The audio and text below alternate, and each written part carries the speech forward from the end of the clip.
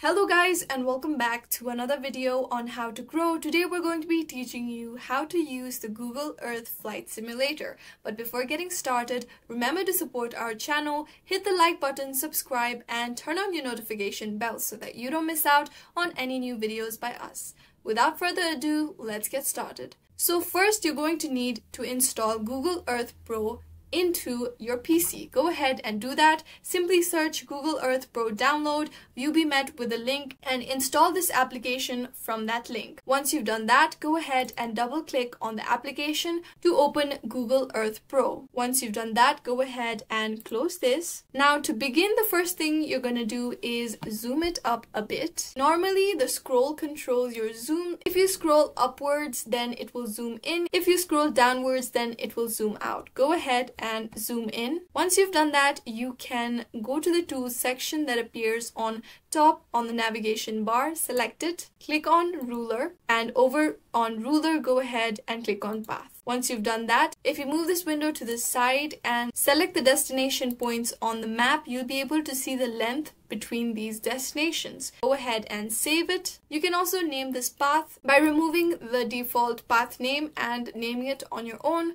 Once you've done that, simply click on the OK button. After that, go ahead and click on Tools again. You'll be able to see the Enter Flight Simulator option. Click on it. Select the aircraft that you want to choose. The propeller, which is the second aircraft, is slower and is comparatively easier to fly, so go ahead and select this. Once you've done that, you can select your start position. Now there's two options that are provided to you. One is current view, the next is airport. I'm going to go ahead and select the current view option, and after that click on start flight option that you see on the bottom of your screen. The green numericals that you see on the screen are your HUD display. Now you'll be able to see the triangle icon that appears on your left side. This triangle represents your throttle. So if this triangle is on the topmost corner, then it means that your aircraft is in full throttle.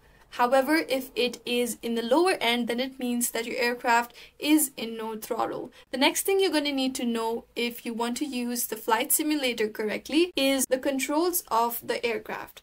So the arrow keys control the direction of the aircraft. If you want to go left on the flight simulator, go ahead and click on the left arrow. As you can see, the arrow over here determines the direction of your aircraft. If you want to increase the thrust, go ahead and click on the up arrow. If you want to decrease the thrust, go ahead and click on the page down. If you want to tilt the aircraft up, go ahead and tap on W. And if you want to tilt the aircraft down, go ahead and tap on S. Again, if you want to turn the aircraft left or right, A and D are the keys to do so. If you want to toggle landing gear, then F key on your keyboard is the way to do so, and the space bar toggles autopilot. And these are the basic keys that you need to know before you try out the flight simulator. If you want to exit this flight simulator, go ahead and click on the button that appears on the top right corner of your screen. As you can see, you have exited the flight simulator, and this is how you can use the Google Earth Pro's feature of the flight simulator. I hope this video was useful. If you have any questions,